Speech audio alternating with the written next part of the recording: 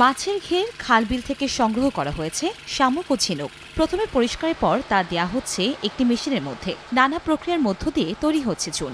একই সঙ্গে প্যাকিংও করা হচ্ছে একই মেশিনে।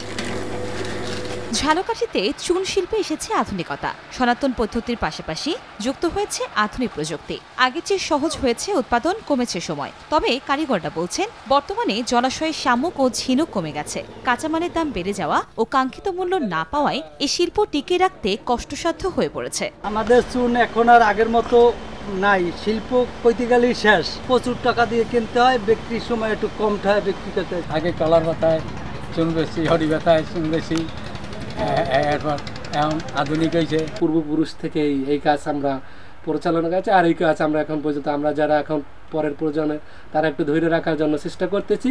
তবে চুন শিল্পকে টিকিয়ে রাখতে উদ্যোক্তাদের সার্বিক সহযোগিতার কথা জানায় বিসিক কর্তৃপক্ষ।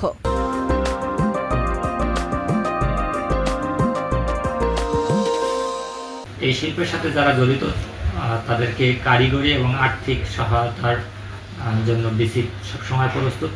ওনাদের যদি প্রয়োজন হয় বিসিক সর্বাত্মক সহায়তা করবেন। বংশ পরম্পরায় ঝালকাঠিতে চুন শিল্পের সঙ্গে জড়িত কৌড়া সম্প্রদায় মানুষ। জেলার 10টির বেশি চুন কারখানার সঙ্গে জড়িত শতাধিক পরিবার। সময় সংবাদ, ঝালকাঠি।